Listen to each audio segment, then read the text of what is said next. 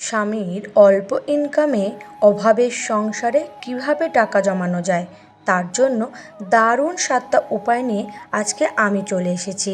নমস্কার বন্ধুরা, রিমি লাইফস্টাইল চ্যানেলে আমি রিমি প্রতিদিনের মতন আজ আবারও চলে এসেছি নতুন একটা সঞ্চয়ের ভিডিও নিয়ে তোমাদের কাছে। আশা করি দূরে কাছে যে যেখান থেকে ভিডিওটা দেখছো সকলে ভালো আছো, আর তোমাদের ভালোবাসায় আমিও খুব ভালো আছি। বন্ধুরা, এই যে আজকের ভিডিওটা এখান থেকেই শুরু করলাম। আসলে কি বলতো বন্ধুরা, আমি তো একজন মধ্যবিত্ত ঘরের গৃহিণী, সব সময় ঘরের কাজের মধ্যে দিয়েই আমি ভিডিও শুরু করে থাকি। আজকের ভিডিওটাও আমি ঘরের কাজের মধ্যে দিয়েই শুরু করলাম। বেশি কথা আজকে বলবো না, আজকে বলবো ভিডিওর মূল কথা। ভিডিওর শুরুতে যে আমি বললাম স্বামীর অল্প ইনকামে অভাবের সংসারে কিভাবে টাকা বাঁচাবে এবং টাকা বাঁচাতে হলে কি কি উপায় ফলো করতে হবে, সেটা সম্পূর্ণ আজকের এই ভিডিওতে তোমাদের বিস্তারিত বলবো।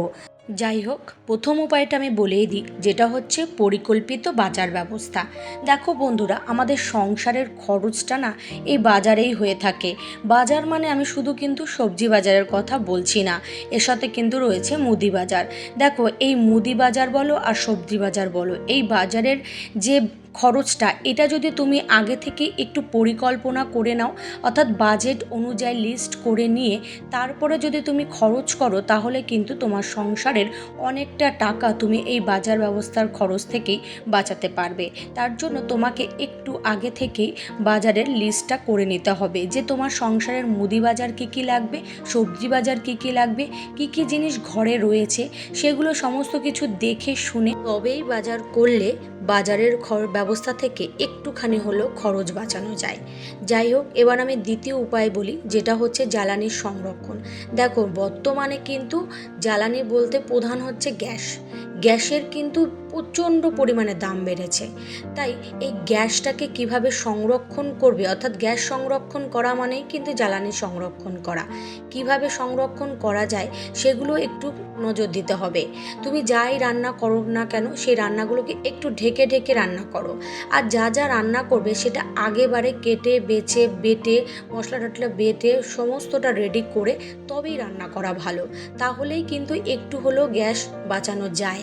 কারণ কি বলো তো, সাধারণতভাবে আমরা কি করি, একটা তরকারি কেটেই রান্না করে বসিয়ে দিই, আরেকটা তখন কাটতে যাই। এইভাবে বারবার যদি গ্যাস অন অফ এগুলো যদি করা হয়, তাহলে কিন্তু প্রচুর পরিমাণে গ্যাস পড়ে যায়।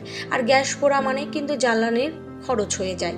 তাই তোমাদেরকে সবসময় চেষ্টা করতে হবে, একটু হলেও সংসারের উন্নতি করতে হলে জ্বালানিকেও সংরক্ষণ করতে হবে। জ্বালানি সংরক্ষণ করলেও কিন্তু এখান থেকে অনেকটা টাকা তুমি বাঁচাতে পারবে। যাই হোক, এবার আমি বলি তৃতীয় উপায়, যেটা হচ্ছে সংসারের প্রতিটি ছোট ছোট খরচের প্রতি নজর রাখা।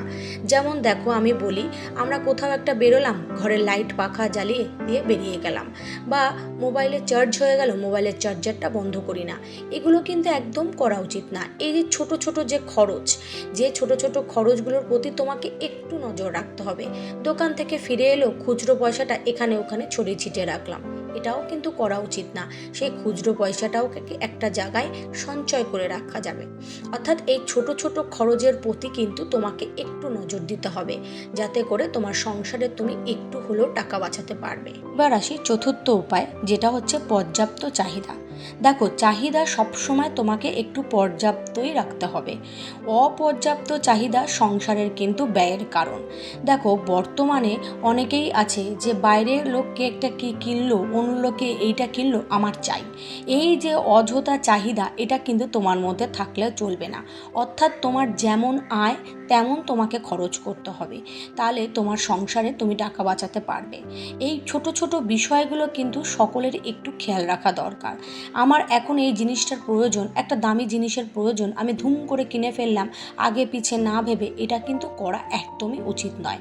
তাই তোমাকে সবসময় চেষ্টা করতে হবে, তোমার যেমন আয় রয়েছে তুমি সেই মতন ভাবেই তোমার টাকাটাকে ব্যয় করো, তাহলেই তুমি তোমার সংসারের জন্য টাকা বাঁচাতে পারবে। যাই হোক, আমি এবার বলি পঞ্চম উপায়, যেটা হচ্ছে পরিকল্পিতভাবে বাইরে খাওয়া দাওয়া করবে না। দেখো, আমি কিন্তু বাইরে খাওয়া দাওয়াটা একেবারেই বন্ধ করে দিতে বলছি না, ওটাও মাঝে মাঝে দরকার, একটু বন্দি পরিবেশ থেকে মুক্ত পরিবেশে মাঝে মাঝে একটু খাওয়া দাওয়া করা দরকার, কিন্তু সেটা পরিকল্পিতভাবে। অপরিকল্পিতভাবে কিন্তু একদমই করা উচিত নয়। অযথা ইচ্ছা হলো বাইরে চলে গেলাম, খেলাম, সপ্তাহে প্রত্যেক দিনই বাইরে খেলাম, সপ্তাহে 3-4 দিনই বাইরে খেলাম, এই বাইরের খাওয়াটা কিন্তু যেমন স্বাস্থ্যের পক্ষে খারাপ তেমন কিন্তু ব্যয়ের কারণ।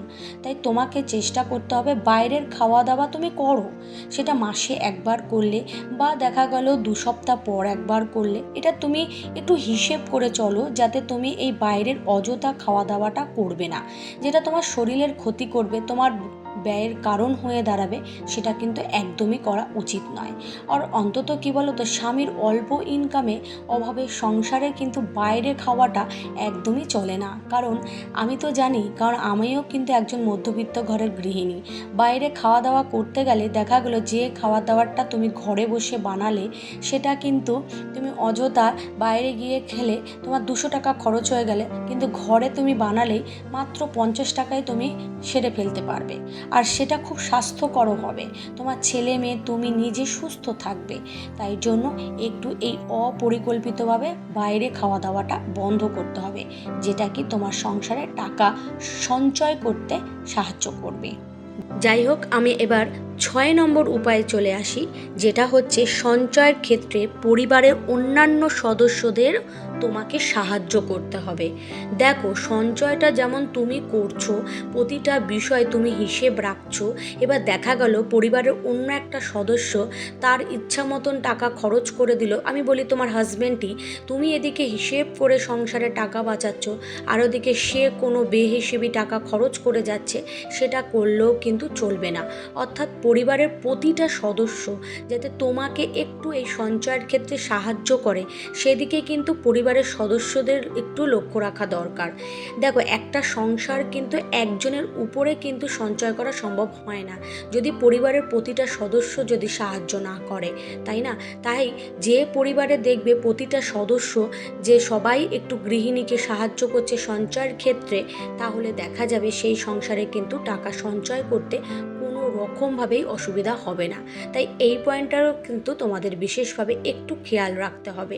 অর্থাৎ সঞ্চয়ের বিষয়টা যেমন তোমার মধ্যে রয়েছে, পরিবারের অন্যান্য সদস্যর মধ্যেও সেটাকে সঞ্চয় করতে শেখো, তাহলে দেখবে তোমার সংসারে টাকার সঞ্চয় অটোমেটিক হতে শুরু করবে। যাই হোক, আমি একদম শেষ উপায়টা আবার বলেই ফেলি, যেটা হচ্ছে 7ম উপায়, যেটা হচ্ছে সঞ্চিত টাকা সঠিক জায়গায় ইনভেস্ট করো।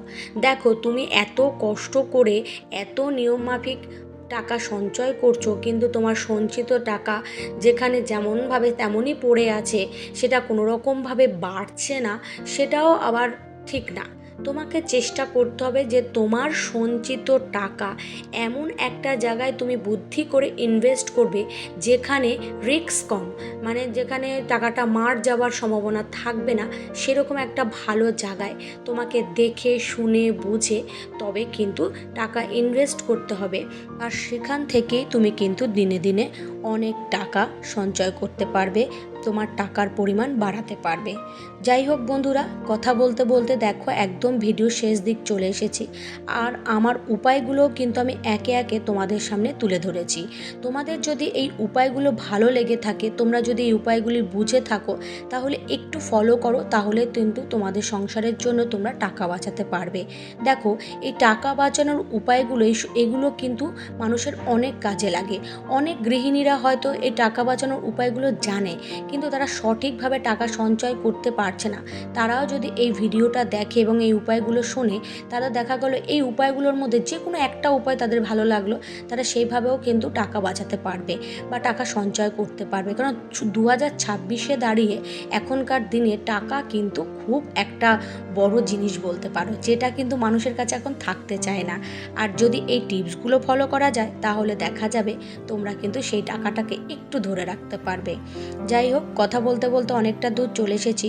আজকের এই ভিডিওটা যদি কোনো নতুন বন্ধু দেখে থাকো, ভিডিওর কোনো কথা কোনো অংশ যদি তোমাদের ভালো লাগে তাহলে অবশ্যই কিন্তু লাইক সাবস্ক্রাইব করে পাশে থাকবে। আর পুরনো বন্ধুদের জন্য রইল আমার তরফ থেকে অনেক অনেক ভালোবাসা। তোমরা যেভাবে আমাকে ভালোবাসা দিয়ে যাচ্ছ ঠিক সেভাবেই ভালোবাসা দিয়ে আমার পাশে থেকো, কারণ তোমাদের ভালোবাসা ছাড়া আমি কিন্তু কখনোই এগোতে পারবো না। অর্থাৎ নতুন পুরাতন সকলের ভালোবাসাই কিন্তু আমাকে আরও সামনের দিকে এগিয়ে যেতে সাহায্য করবে। যাই হোক বন্ধুরা, আজকের মতন টাটা। সকলে ভালো থেকো, সুস্থ থেকো। আবার দেখা হবে নতুন আরেকটা ভিডিওতে। আজকের মতন আসি, টাটা।